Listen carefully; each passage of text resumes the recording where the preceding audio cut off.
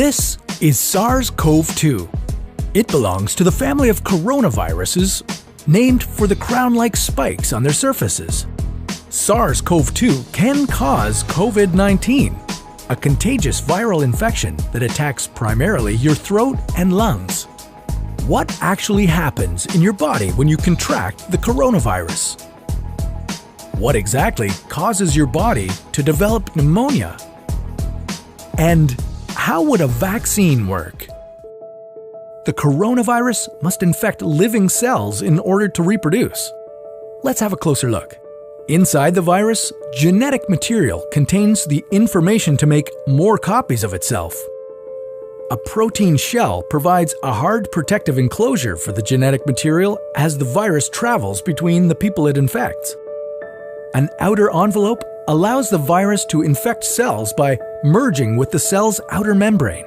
Projecting from the envelope are spikes of protein molecules. Both a typical influenza virus and the new coronavirus use their spikes like a key to get inside a cell in your body, where it takes over the cell's internal machinery, repurposing it to build the components of new viruses. When an infected person talks, coughs, or sneezes, droplets carrying the virus may land in your mouth or nose and then move into your lungs. Once inside your body, the virus comes in contact with cells in your throat, nose, or lungs. One spike on the virus inserts into a receptor molecule on your healthy cell membrane like a key in a lock. This action allows the virus to get inside your cell.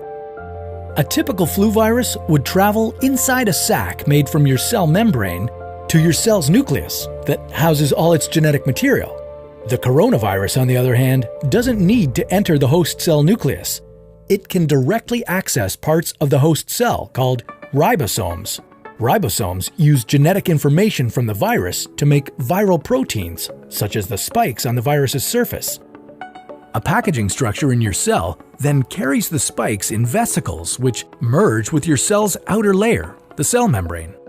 All the parts needed to create a new virus gather just beneath your cell's membrane. Then, a new virus begins to bud off from the cell's membrane. Now, with the virus spreading in your body, how can you develop pneumonia symptoms? For this, we'll have to look into your lungs. Each lung has separate sections called lobes. Normally, as you breathe, air moves freely through your trachea or windpipe, then through large tubes called bronchi, through smaller tubes called bronchioles, and finally into tiny sacs called alveoli.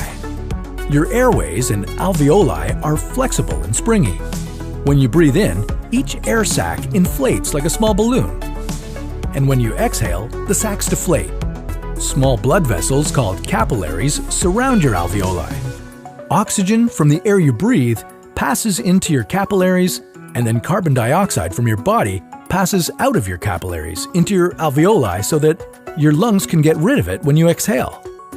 Your airways catch most germs in the mucus that lines your trachea, bronchi, and bronchioles. In a healthy body, hair-like cilia lining the tubes constantly push the mucus and germs out of your airways, where you might expel them by coughing. Normally, cells of your immune system attack viruses and germs that make it past your mucus and cilia and enter your alveoli. However, if your immune system is weakened, like in the case of a coronavirus infection, the virus can overwhelm your immune cells, and your bronchioles and alveoli become inflamed as your immune system attacks the multiplying viruses. The inflammation can cause your alveoli to fill with fluid, making it difficult for your body to get the oxygen it needs. You could develop lobar pneumonia, where one lobe of your lungs is affected, or you could have bronchopneumonia that affects many areas of both lungs. Pneumonia may cause difficulty breathing, chest pain, coughing, fever and chills, confusion, headache, muscle pain, and fatigue. It can also lead to more serious complications. Respiratory failure occurs when your breathing becomes so difficult that you need a machine called a ventilator to help you breathe. These are the machines that save lives and that medical device companies currently ramp up production for. Whether you would develop these symptoms depends on a lot of factors, such as your age and whether you already have an existing condition.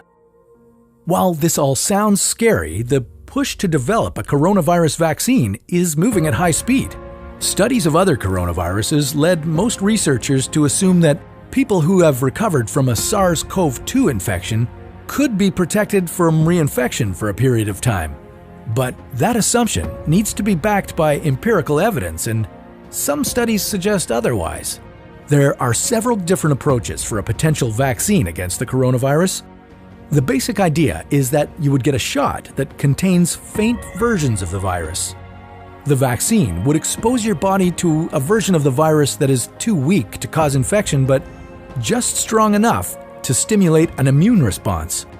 Within a few weeks, cells in your immune system would make markers called antibodies, which would be specific for only the coronavirus, or specifically its spike protein. Antibodies then attach to the virus and prevent it from attaching to your cells. Your immune system then responds to signals from the antibodies by consuming and destroying the clumps of viruses. If you then catch the real virus at a later stage, your body would recognize it and destroy it. In other words, your immune system is now primed. Collecting evidence on whether this will be possible, safe, and effective is part of what's taking researchers so long to develop a vaccine. It's a race against time to develop a vaccine amid a pandemic. Each step in vaccine development usually takes months, if not years. An Ebola vaccine broke records by being ready in 5 years. The hope here is to develop one for the new coronavirus in a record-breaking 12 to 18 months. While all of this will take time, stay home if you can, to protect the most vulnerable. And don't forget to wash your hands for at least 20 seconds and as often as possible.